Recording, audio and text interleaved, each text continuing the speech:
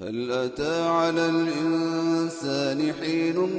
من الدهر لم يكن شيئا مذكورا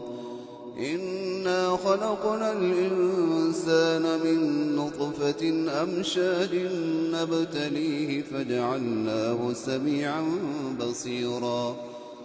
إنا هديناه السبيل إما شاكرا وإما كفورا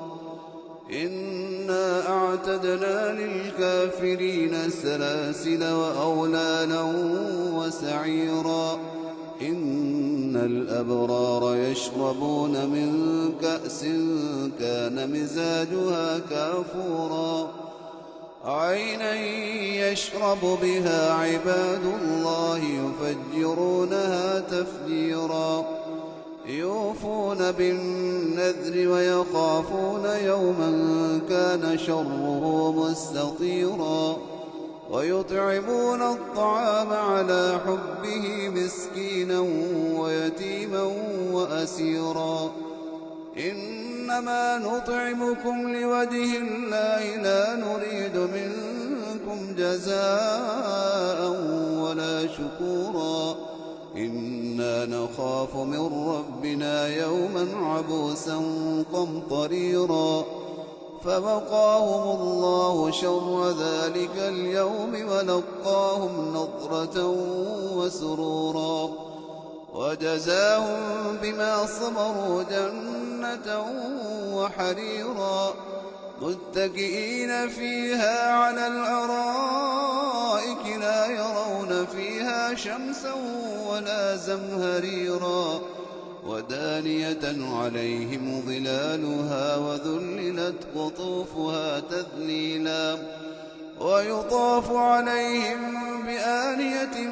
من فضة وأكواب كانت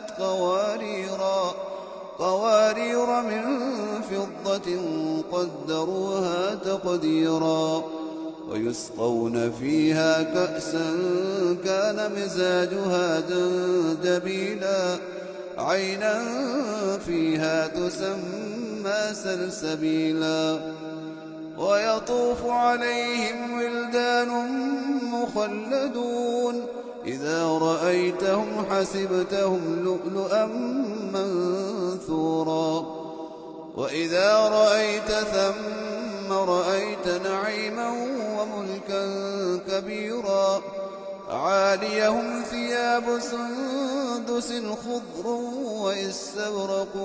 وحلوا أساور من فضة وسقاهم ربهم شرابا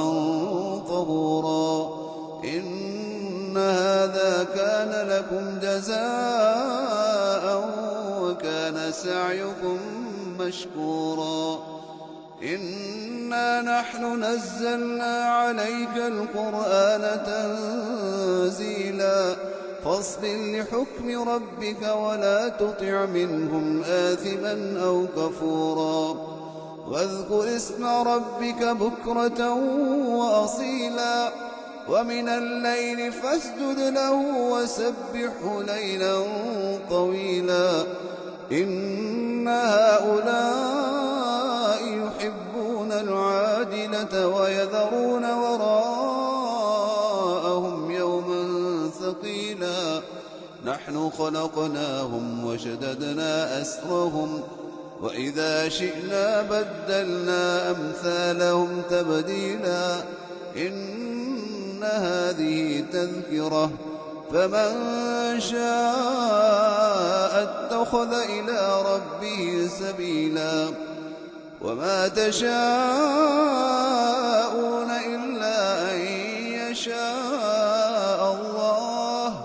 إن الله كان عليما حكيما يدخل من يشاء في رحمته والظالمين أعد لهم عذابا أليما.